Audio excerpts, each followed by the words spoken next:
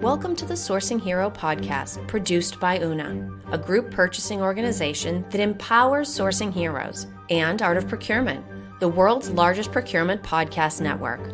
I'm your host, Kelly Barner. The goal of the Sourcing Hero podcast is to capture the epic stories of people who are rising up and beating the odds to create exceptional value within procurement, directly from those heroes themselves.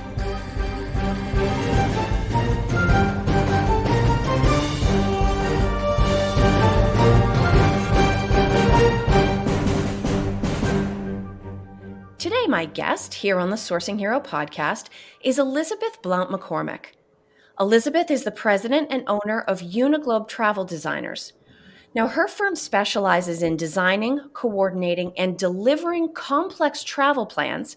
Something tells me these days pretty much all travel plans are complex, but they put these plans together for individuals, groups, and corporate travel partners. She is also a Black woman-owned business, and she's going to share some of her firsthand experience with us on that today. So, Elizabeth, after that intro, thank you so much for joining me today. Thank you so much. I'm excited. Now, I know from having spoken to you before that you draw on your own past experience as a corporate traveler, and that's part of how you create an exceptional customer experience now.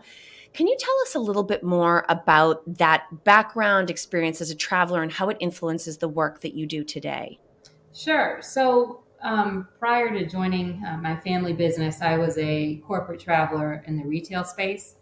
And my last stint in retail, I was working for Bono, the head singer of U2. And I was flying internationally constantly.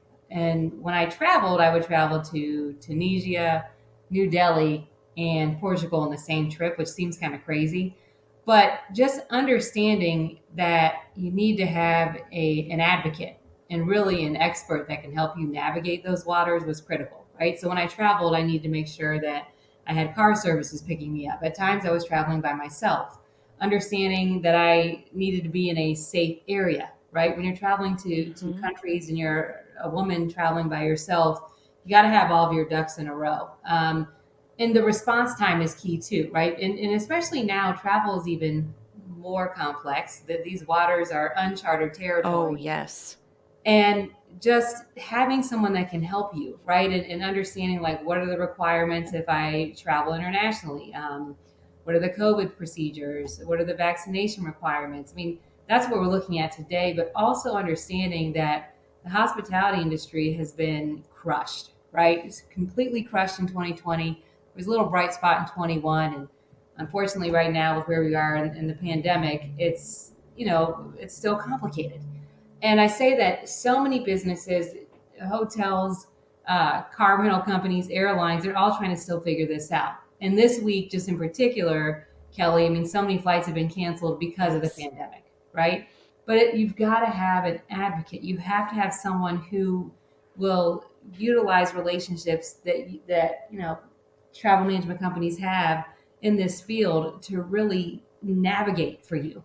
It's just complex, and it's going to continue to be that way. And so from my experience as a traveler, I just realized what I wanted. So our service level agreements, like we respond within an hour if we receive a request, right? We have technology that's in place so that if there's a cancellation or delay, we're aware of that at the same time the traveler is. So if you're flying and you land in Atlanta Hartsfield, for example, and your flight was canceled from Atlanta to LA, we're already reaccommodating you. It's just those kinds of things. It's peace of mind and knowing you're not standing in a line with 150 people at the customer service line or center in a particular airport. You're calling us and we'll take care of it.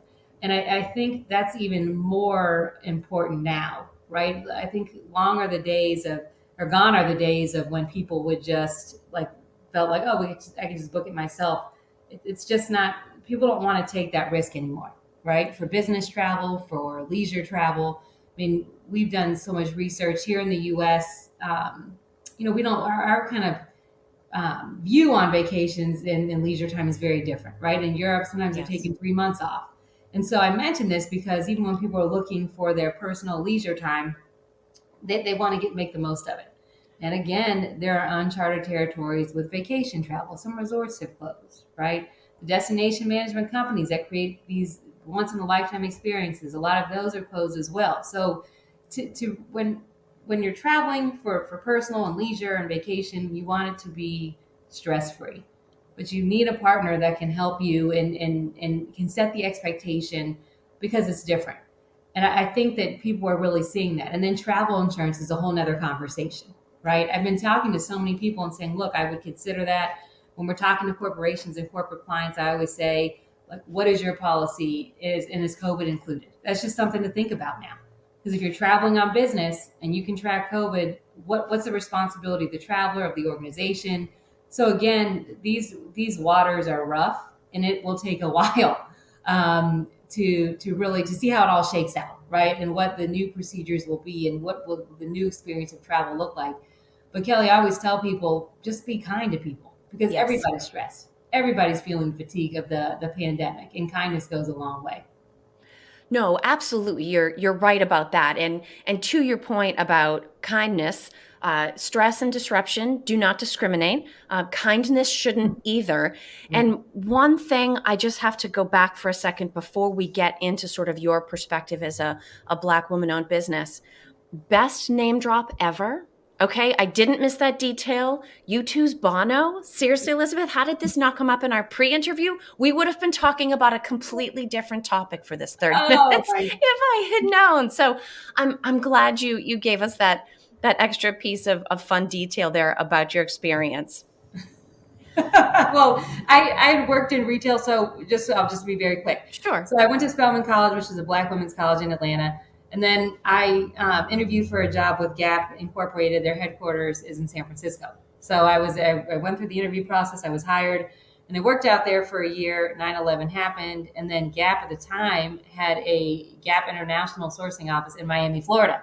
So I was like a young 20-year-old. I moved to Miami, and I lived there for 3 years and had a great time on South Beach. And then my family kind of had an intervention with me. They're like, okay, you got to do something else. So actually, the person that I worked for in Miami, I knew that she was working in New York City at a company that I was really interested in. And so I reached out to her, and it's about relationships, right? And so reached out to her, and then I ended up being hired for Bono's company. So it's called Eden. It's a small brand that's sold in like Neiman Marcus and Bergdorf and Nordstrom carried at one point, but then like boutiques all over the world. So I was his production manager for about a year. And that's why I was traveling all over the place. And I really was able to get that firsthand knowledge of being a business traveler and what were the pain points for me, right? And how would I want to be treated and helped if something went wrong. So that helped a Absolutely. lot with kind of with my experiences of what I want my clients to experience. Now, and to that point about how would you want to be treated, this to me, this conversation is a very unique and important opportunity. I'm more on the corporate or buy side of things in terms of my past experience. I think a lot of the people, although definitely not all of the people who listen to the Sourcing Hero, are in a similar boat to me. And one of the things that I've noticed, especially given the surge in interest around all kinds of diversity, Hmm. since 2020, is that a lot of the conversations, as much as we're talking about being inclusive, our conversations tend to be relatively insular. So it's me talking to other procurement thought leaders or supplier diversity managers talking to other supplier diversity managers. What we really need is to facilitate more conversations between the buy side and the supply side. So I would like to learn a little bit more from you about your firsthand experience on the supply side of that equation. Hmm. As I mentioned in my intro, you're certified, and that's an important piece here, right? You're certified as both Black owned and also woman owned. How does that come into your work around business development, around building relationships? How do you consider that part of your corporate identity? How do you bring it into your sales process when you're trying to grow? That's a great question. Well, I mean, a couple of things. I've definitely looked for opportunities with organizations that valued, equity really, even before 2020, right?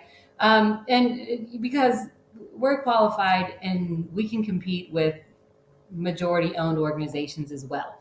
And I don't lead with those certifications. And honestly, Kelly, you'll laugh, but when I talk to people, they can't tell what my race is by our conversation.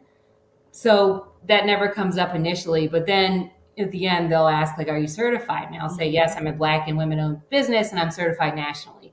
And so many people are excited about that, which is a great thing. There are a lot of organizations that were committed to that before 2020, before the equity conversation really took a kind of the A seat, right, for lack of a better Yes. term.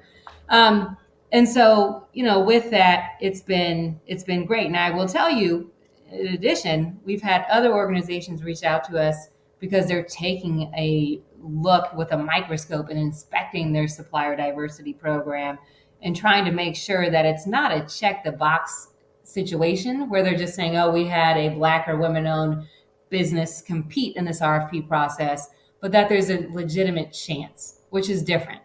And I'll tell you, I ask people straight up, like, is there a real opportunity here or not? Right? Because I mean, everyone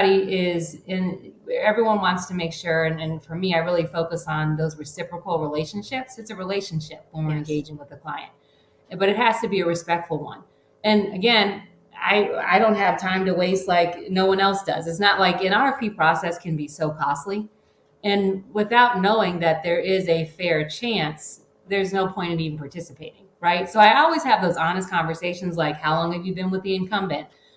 What's your commitment to supplier diversity? In some cases, when people are in purchasing procurement, people are looking at diversity, they may slice off 20% of something, right? So they may say, okay, for us to get our feet wet with a diverse supplier, well, 20% of, I'm just making this up, like the Sure. paper spend will go to a Black or women owned company. But I always have those conversations initially. And I'll tell you, I know a lot of business owners across the country, and I've been outspoken about equity and outspoken about some of the situations that I've experienced, because I think it's important for people to hear that. But when they ask me, like, what can I do? I always tell them, like, look at your executive team, look at your hiring practices, look at your supplier diversity, right? But it has to come from the top of the organization all the way down. It has to be embedded in all throughout the entire organization to really make a difference and to get to an equitable place. So for me, I've learned, because I've been in this, I'll say, this game for a while. So I will just, instead of just kind of being bashful about it, I just come straight out with the question, like, is this an opportunity or not? Is this a check the box situation or not? Because, hey, I'm not going to participate if there really isn't a fair chance. Does that make sense? I mean, I'd rather work with people that want to work with me, Right. um, and not waste my time. And there are different situations that I faced where people thought like that I was less than, or that I didn't have a real office staff or a team, or that I was like operating out of a garage. When I'm like, no, I have two office spaces, I have remote workers. It's been those kind of biases Yeah. that I've had to face, but I don't see them as a barrier. I just see them as something I have to get around. Does that make sense? I don't It let that kind of does. stuff stop me. You can't. No. Well, and I think the piece that's interesting is, the cost of participating in an RFP. Procurement is finally starting to sort of absorb the reality that you can't just churn your suppliers. And this applies to all suppliers, right? Regardless of who owns them, how big they are. There is always a cost, both in Right. terms of direct time and effort, and then also more of an indirect opportunity cost associated with participating. So if a supplier sort of gets a whiff early on that they don't really have a chance, can you really blame them for being out, right? Because they have fixed time and resources. But Right. then when you think about how that impacts any kind of diversity certified supplier, there's an additional level of cost. And so one of the things I would like you to speak to, if you would, what is the cost, whether you want to talk about fees or time or effort or energy, however you look at that, what is the cost to you personally and your business more holistically to secure and maintain these multiple certifications you have to have? That's a great question. Well, I think initially getting the certification, that's really the harder part. It's like a biography of your business, right? And your Yeah. personal finances, and have you had any legal trouble? I mean, it's the documents that you've had to submit in the past. I mean, it's 200 and 300 pages, right? Yeah. To get certified, just to be able to compete. And so I would say the cost, because and my time that's been placed on that, I mean, thousands and thousands of dollars, right? Of just making sure that our certification is intact. And I actually am fortunate enough, I have someone on my team who has become just an expert in the Oh, RFP good. space and in the certification space. So she maintains the calendar and maintains like our documentation and makes sure that we have all of that saved on our shared drive. But I'm fortunate because a number of businesses don't have that, right? And so, yeah, we're putting the effort into the certifications and even the RFP process, but we have it down to a science, and you have to get there, but you have to have the resources to be able to do that. Does that make sense? And I Absolutely. and I think that the thing that people don't realize is that in some cases, I think it's 80%, 80 to 90% of Black-owned businesses have 1 to 5 employees. So imagine and they want to grow too. They just need an access to an opportunity, right? But if you have 1 to 5 employees and you're trying to do all of this and continue to maintain your business, it's like it can become almost daunting and impossible. But the one thing though that I've found out is that there are companies that specialize in this, in the certifications, and gathering all the information and submitting your application. So there are a few that I know, and I always highlight those, right? And I've been on a number of different like conversations and panels, and I've talked about just the importance of having your certifications. It is critical. If you're a minority-owned business, if you're a women-owned business, it's like it's another kind of nail in the coffin to confirm you're legitimate, honestly. But for us, the thing that we have to stay on top of is just the recertification process, right? Okay. I mean, and when we receive those notifications 2 or 3 months in advance, we'll submit that as early as possible Okay. because things can come up. Right now we're working on our WeBank certification. There were questions about our recertification, sorry, and there are questions about PPP, and both of those were Yeah. forgiven. And idle, the jury's still out on what's going to happen with idle. We don't know yet, but I mean, those are the kind of questions that are being asked now, right? So it's just like it's very interesting. But again, we have all that information in an organized place. It's easy for us to just pull our application number, our loan number, and all, but it's not easy like that for everybody, right? Right. Um, and it's just something that people need to realize. It's like some of these processes for certifications and for RFPs are just so intense that people may not be able to even grow because they don't have the bandwidth or the people, the bodies to do it. But I'll tell you, one thing that's encouraging, Kelly, is that I keep hearing about how there are these movements where one certification would really qualify for all. Does that make sense? So it's Yes, like, it okay, does. which is great. Like, for me, we're certified nationally by the NMSDC, but for me to do business in the state of New York, I'm certified there as a minority and women-owned business. I had to do that. And it's fine. I don't care. If I have to go through the process, we'll do it over and over and over again. But I'm hopeful that a national certification will be enough in the future. Does that make sense? Because if you're doing this 10, 20, or 50 times if you want to do business in every state, and every state has different requirements. I mean, again, if you don't have the bandwidth, it's almost impossible to accomplish that. But I don't see it as a barrier. Again, I see it as an opportunity, right? I'm like, okay, if I want to compete in New York, then we're going to have to get certified, and we do that. But it's just something people need to think about. It's like, is a national certification enough, right? Why isn't it? I mean, you had to go through all the work anyway to submit, 200 or 300 pages to get the initial certification. Why would I have to do that again? You get what I'm saying? So I'm hoping I do. that people are listening and thinking about that. And then honestly, sometimes I think, man, there's so many hoops I have to jump through, and other people that don't look like me, they don't have to do that, right? And it's Mhm. like, but why is that the case? And I'm hopeful that something will change.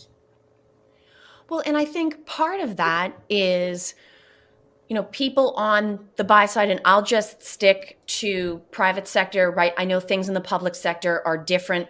I'll stick to the private side of things because it's what I know better. But I think probably a lot of either procurement professionals, generally CPOs, you would hope supplier diversity managers would have a better sense of this, but they may not know that you have to maintain multiple certifications that effectively say the same thing in order to quote unquote count as a diverse owned business based on where they're located. Mm-hmm. And, you know, we've talked about, sort of the certification process. We've talked about the fact, which I think is so important. You make the case, hey, I can compete with anybody, if the whole thing is blindfolded. And that's important too, because you're saying, I have an excellent business. We do an amazing job. We name drop Bono, right? But the fact of the matter is, this is an additional consideration that a lot of companies are looking at. And so making it realistic to bring this into the relationship is something that corporate wants. We just have to do a slightly better job of executing on it and operationalizing it. So if I told you that right now I have the ear of every single corporate CPO and supplier diversity manager or director in the world listening, what would you want them to know from the supplier's perspective that they might never guess? And that could be something they could do for you that has never occurred to them but would make an enormous difference. It would be something that's complicated or challenging for you that they might not be aware of how big of a demand they're making. What is it that you would like everybody on the corporate buy side of this type of initiative to know? You know what I would say is really practice what you preach. And what I mean by that is so many corporations came out and said Black Lives Matter when it was popular and a fad, but aren't even backing up that statement, right? And they have the power to do that. And so it's like there are businesses that have been given an opportunity, that have grown and are probably business owners that are multi-billionaires just from given an opportunity where sure mistakes happen because no one's perfect. Right. But why not give a supplier that doesn't look like you, right, an opportunity to have that same type of growth? So that's what I'm hoping. It's like you've got to really practice what you preach. Stand behind it. You said it, but take some action, because really a critical place where people can make a change is in supplier diversity and suppliers and vendors that you actually work with. I mean, for a number of these large corporations, Kelly, like, okay, I've done all this work and I'm certified, right? But then I have to go into their vendor portal and register and submit all these documents and have to make sure I've been approved. I mean, there are all of these steps and Yeah. hoops, and it's like, but other businesses don't have to do that, Right. right? So it's like, can we change that? Why not? And I'll tell you, in some cases, I remember working with this university where we shared an account with a company that happened to be a white-owned company, and our approval rating was like 97 to 98%. Our kind of the company we shared the account with, they were like at 54%, and we were told you need to be at 100. Wait a minute, what? So think about that. So I'm hoping procurement people that are listening to this are like, what in the world? So they had their standards were less than, right? We were damn near perfect. But why, what's wrong with it? What's wrong with this picture? Right? It's like, sometimes I think, not even sometimes, just honestly, oftentimes these women owned and Black owned and minority owned companies, these standards and having to be perfect, like, but do you hold those standards to the majority owned companies or the white owned companies? No. And why not? Right? Like there's got to be some grace there too. Absolutely. That's how I feel about it. Well, and it's interesting because I think, to your point about people that come out and make very outward statements, let's face it, there's a strategy to that. People know that it appeals to their customer base. You get positive PR kind of a thing. There's actually a very well-known piece that ran in the Harvard Business Review. I think it was last year, although the author's name is slipping my mind at the moment. And she happens to be an influencer in the LGBTQ plus community. And the point of her article was basically, take that rainbow off your corporate logo if you can't show me or tell me what you did and what you're going to do, right? So making sure that our deeds align with our statements. And again, to your point, Elizabeth, this is so important, committing to it over time. These business relationships we have to come to them with the mindset that they're going to be sustained. It's better for everyone if we're we're sort of bonding for as long as any of us can think that we might realistically work together. It's a different level of commitment versus saying, uh-oh, something was bad in the news. I need to do some kind of knee-jerk thing, but like, is my heart really in it? I don't know. Am I going to change my decision-making frameworks? Times are Yes. hard, right? Right. And so changing the way we think about it, changing the way we engage with diverse owned businesses of all kinds, it's going to take time. But I love your honesty and your willingness to talk about this. Yeah, I mean, it's like taboo, right? I think people are scared to have this conversation, but we need Yes. to talk about it because the only way it's going to change is if people continue to hear about it. And they're going to say, well, what can I do? Because I think that there are a lot of good people in the world, but when you're working for big corporations and it's like this, I hate this phrase, but it's like boil the ocean, right? Yes. How do you even start? But it's like there are things that you can do that can make a difference to get us to a place of equity. And it's just, but you have to call it out and you have to be willing to be, I always say you have to get comfortable with being uncomfortable. Yes. And really looking at yourself and saying, can I do better? Absolutely. And we all can always. Right. Yeah. Right. So given that we've talked about so many things, I'm really curious to see how you're going to answer this next question, because this question is like the Rorschach test of the Sourcing Hero podcast. It's the one question I ask absolutely everybody. How do you define either the concept? I mean, we typically talk about Sourcing Hero, but I think it's much broader than that. When you think about heroism in a business context, what does that mean to you? I think it's definitely someone who is not status quo, is taking a chance in being brave, especially in this space. You've got to be brave and really just speak up, because people know so many things have been wrong for so long. Do something about it. So in the sourcing space, to me, a sourcing hero is someone who's like, look at it, you realize it's not exactly where it needs to be. I mean, Kelly, if you think of all of the organizations that all the corporations, how many of those would you say have a world-class supplier diversity program? Not nearly as many as should. Exactly. Yeah. Right? So it's like procurement, purchasing. This is your time. You have the power of the direction a company goes, of where the company is spending. Just do it. Right? Like there's so many resources. The NMSDC has a database. They're Corporate Plus partners. There are different chambers, African American chambers in different cities that have lists of all these companies. There's the National Association of Women Business Owners, NABO, that I'm a member of. There are WeBank. There's so many resources. Be intentional about it, because they have the power to make the change and to move us forward. And Elizabeth, I remember when you and I spoke in the pre-interview, the two of us kind of set off from the call ready to conquer the world and change it all, right? And I hope some of that, of your positive energy and your conviction and your willingness to take informed risks in order to drive change that you believe in. I hope everybody listening absolutely absorbs that and takes in a piece of it and charges off in their own direction to drive some kind of change.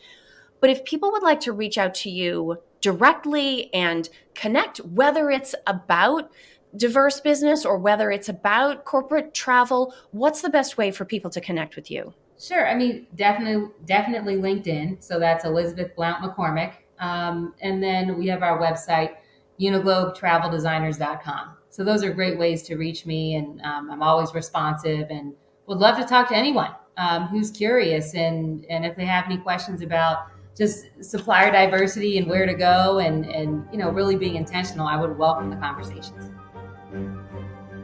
Thank you for listening to this episode of the Sourcing Hero podcast. Join us again next time for more true stories of sourcing and business heroism performed by your colleagues and peers. Look for the Sourcing Hero wherever you get your podcasts, and don't forget to subscribe.